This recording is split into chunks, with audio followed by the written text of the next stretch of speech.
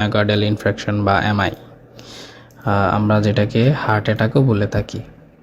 তো myocardial infraction হচ্ছে heart মাসেলে blood supply বন্ধ হয়ে যাওয়া, যার ফলে টিস্যু ড্যামেজ হয় বা নেক্রোসিস হয়।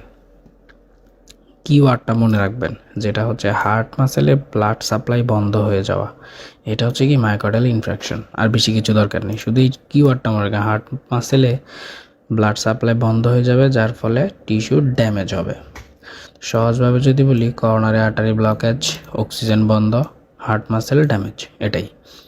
তো এই মেইন 90% ক্ষেত্রে কি হয়, মেইন কজ হচ্ছে করোনারি আর্টারিতে প্লাগ বা ক্লট হওয়া, থ্রম্বাস হওয়া। হ্যাঁ, রিস্ক ফ্যাক্টর কারা কারা ঝুঁকিতে আছে আমরা জানি, এটা হচ্ছে স্মোকিং, হাইপারটেনশন, যাদের বয়স বেশি, স্ট্রেস, তারপর হচ্ছে যারা ডায়াবেটিক পেশেন্ট আছে তারা।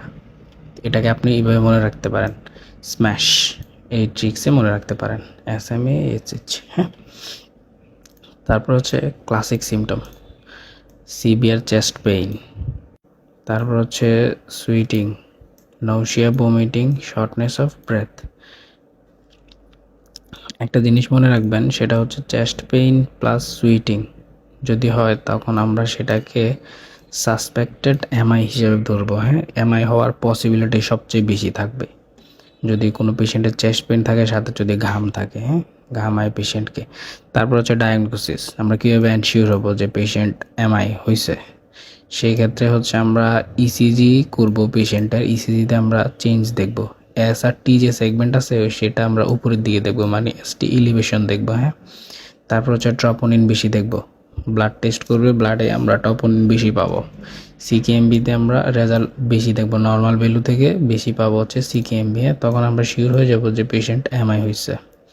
তারপর হচ্ছে ইমার্জেন্সি ম্যানেজমেন্ট, আমরা পেশেন্টকে মরফিন দিব যাতে পেইন রিডিউস হয়, অক্সিজেনেশন দিব, তারপর হচ্ছে নাইট্রেট দিব, নাইট্রোগ্লিসারিন, অ্যাসপিরিন দিব।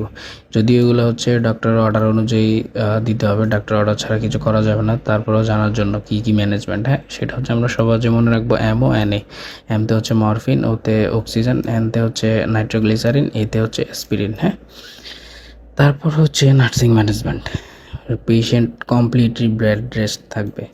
ঠিক আছে, কার্ডিয়াক পেশেন্ট যত ঘুমাবে, যত রেস্ট করবে, তত পেশেন্টের জন্য ভালো। তো আমরা পেশেন্টকে কী করব, complete bed rest, continuous ECG monitoring করব, অক্সিজেন থেরাপি দিব, পেইন অ্যাসেসমেন্ট করব, আইবি লাইন মেনটেন করব, ইমোশনাল সাপোর্ট দেবো। পেশেন্টকে সাপোর্ট দেওয়া হচ্ছে খুবই গুরুত্বপূর্ণ একটা বিষয়। তারপর হচ্ছে কমপ্লিকেশন, আমরা যদি পেশেন্টকে সঠিকভাবে সঠিক সময়ে যদি আমরা চিকিৎসা করতে না পারি, তখন পেশেন্টের কী হতে পারে, পেশেন্টের এরিথমিয়া হতে পারে, হার্ট ফেলিয়ার হতে পারে, কার্ডিওজেনিক শক হতে পারে, ইভেন পেশেন্ট কার্ডিয়াক অ্যারেস্টে গিয়ে মারাও যাইতে পারে। তো এই ছিল আজকের ভিডিও। ধন্যবাদ সবাইকে।